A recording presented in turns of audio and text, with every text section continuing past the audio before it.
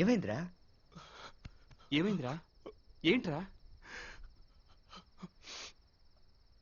సారీరా, మీ దగ్గర దాచిపెట్టాలని చూశాను, కానీ నా వల్ల కాలేదురా. ఫ్రెండ్స్ దగ్గర అబద్ధం చెప్పకూడదు కదా.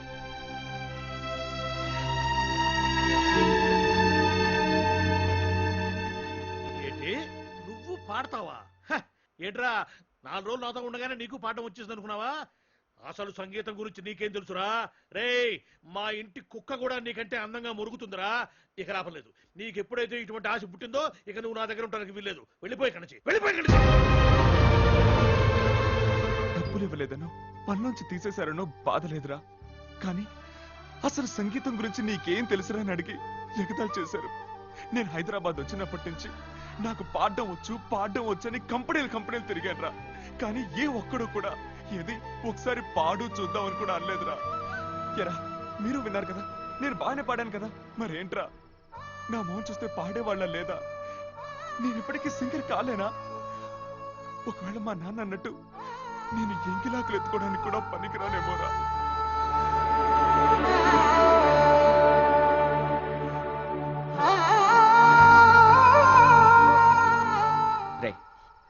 నీ గురించి ఇతరులు ఏమనుకుంటున్నారనేది ముఖ్యం కాదురా, నీ గురించి నువ్వేమనుకుంటున్నావు అనేది ముఖ్యం.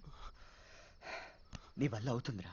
లేదురా, ఎంతో సాధించాలని ఏదో ఆవేశంతో వచ్చేసాం, కానీ ఈ రోజే తెలిసింది. ఏం తెలిసిందిరా? మన వల్ల అవుతుందిరా. ఈ రోజు కాకపోతే ఏదో ఒక రోజు మనం అనుకున్న తప్పకుండా సాధిస్తాంరా. లేదురా, ఇంతకు ముందు కూడా ఇలాంటి అవకాశాలు ఎన్నో వచ్చినట్టే వచ్చి చేజారిపోయాయి. డబ్బేరా, కేవలం డబ్బేరా జీవితాన్ని నిర్ణయిస్తుంది. మనలో ఎంత టాలెంట్ ఉన్నా దాన్ని వెలుగులోకి తీసుకురావడానికి తగిన చేయూత కావాలరా, ఎవరో ఒకరు అండ కావాలరా. కష్టాల్లో ఉన్న ప్రతివాడికి తానే స్వయంగా వచ్చి సాయం చేయడం కుదరదు కాబట్టి ఆ దేవుడు అమ్మన్నాళ్ళని సృష్టించాడు. అలా దేవుళ్ళ కాపాడాల్సిన వాళ్లే మనల్ని గాలికి వదిలేశారంటే ఇంకెవరా మనల్ని కాపాడతారు?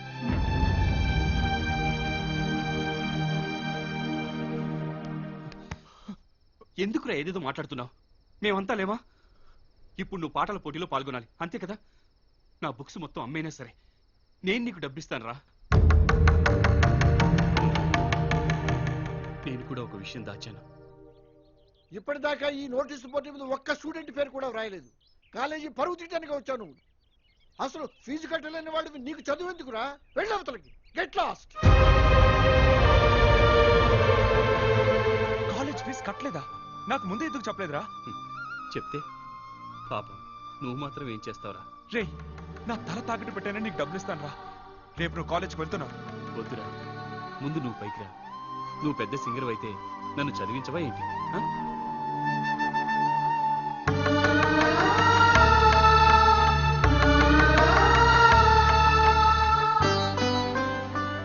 పిచ్చోళ్ళ మాట్లాడకరా. నేను 50 సంవత్సరాలకైనా సింగర్ కాగలను, కానీ నువ్వు 30 సంవత్సరాల లోపు కలెక్టర్ కాకపోతే ఇంకెప్పటికీ కాలేవురా. అందుకే నువ్వు చదువుకోవాలి. నేను ఏదైనా పనికి వెళ్తాను రా. ఏంట్రా, మీరు మాత్రమే పని చేయగలరా? నేను చేయలేనా? నేను చేస్తాను రా. ఎంత కష్టపడైనా డబ్బులు సంపాదించి నేను ఇస్తాను రా.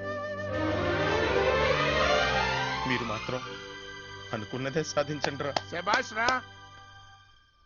ఎన్నాళ్ళకి బుద్ధి వచ్చి ఒక మంచి నిర్ణయం తీసుకున్నారు. మళ్ళీ బుద్ధి మారక ముందే మీ ముగ్గురు వెళ్ళి ఉద్యోగంలో చేరండి. ఇదిగో ప్రసాద్, నువ్వు ఏదైనా కొట్లో లెక్కలు రాయవయ్యా. నెలకి 1000, 2000 జీతం ఇస్తారు. ఇదిగో రాజా, నీకున్న టాలెంట్ కి ట్యాంకు బండి మీద నుంచుని పాటలు పాడుకో. రోజుకు 100, 200 చిల్లర సంపాదించుకోవచ్చు.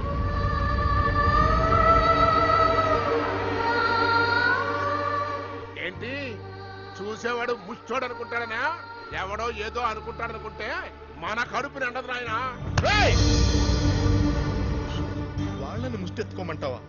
అసలు వాళ్ళ టాలెంట్ ఏంటో నీకు తెలుసా? మళ్ళీ ఇంకొక మాట మాట్లాడావో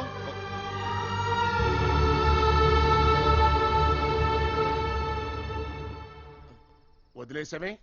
కొట్టు, కొట్టవయ్యా. కనీసం ఇంటెద్ది కూడా కట్టుకునే స్తోమత లేని మీకు నా ఇల్లు ఇచ్చానే. దానికి నాకు శిక్ష పడాల్సిందే, పడాల్సిందే. రే పాపం అనుభవించాల్సిన వయసులో కష్టపడుతున్నారే జాలిపడి మీ మేలు కోరి నేను చెబితే నా మీద చేసుకుంటారా? ఓకే ఓకే, మీ పౌరుషం నాకు నచ్చిందిరా. కానీ ఇదే పౌరుషంతో 24 గంటల లోపల నాకింతవరకు ఇవ్వాల్సినటువంటి బాకీ తీరిస్తేనే ఈ ఇంట్లో ఉండండి, లేదా మీ ముగ్గురిని మెడ బట్టి బయటికి గెంటిచ్చేస్తాను. ఎస్.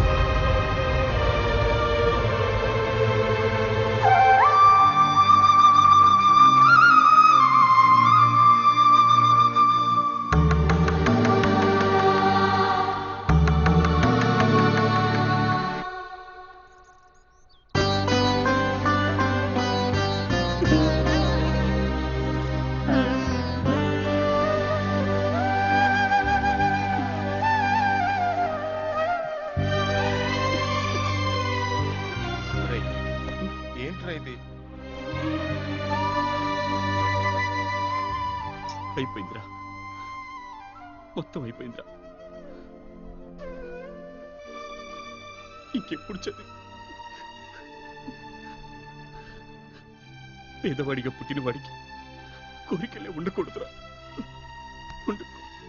రై పదండ్రా, వానరు వచ్చి మెడ పట్టుకుని బయటికి గంటే లోపే వెళ్ళిపోదాం రండిరా.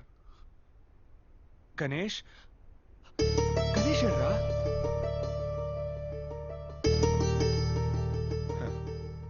మన బాధ పెట్టడం ఇష్టం లేక వెళ్ళిపోయి ఉంటాడురా.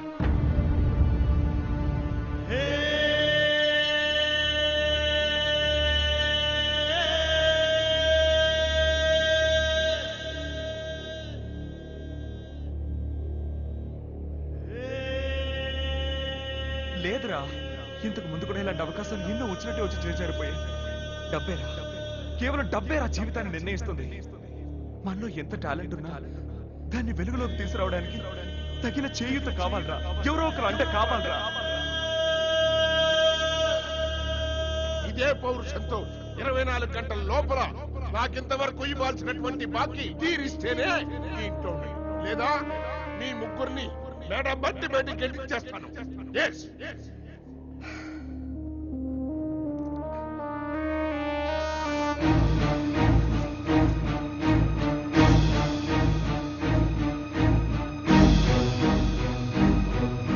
గణేష్, ఇదిగో, ఇది మామూలు గొలుసు కాదురా. నా దృష్టిలో నువ్వు అమ్మ మెళ్ళో కట్టాల్సిన మంగళసూత్రం. ఏ కష్టం వచ్చినా దీన్ని మాత్రం దూరం చేసుకోవద్దు, సరేనా?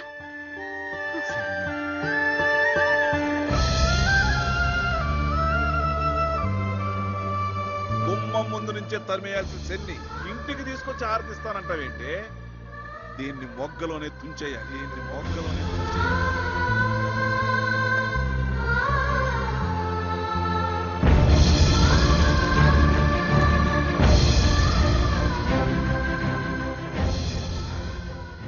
నన్ను క్షమించమ్మా, నీ ఆశను నేను నెరవేర్చలేకపోతున్నాను. ఇది కలగా మిగిలిన నా ప్రేమ గుర్తుగా ఉండడం కంటే నా ఫ్రెండ్స్ భవిష్యత్తుకు పునాదిగా ఉండడం. అవునమ్మా, ప్రస్తుతం నా కంటికి కనిపించిన నా ప్రేమ కంటే నా కళ్ళ ముందున్న నా ఫ్రెండ్సే నాకు ముఖ్యం. నా ఫ్రెండ్సే నాకు ముఖ్యం. చూడు మేడం, ఇదిగోండి. అలాగే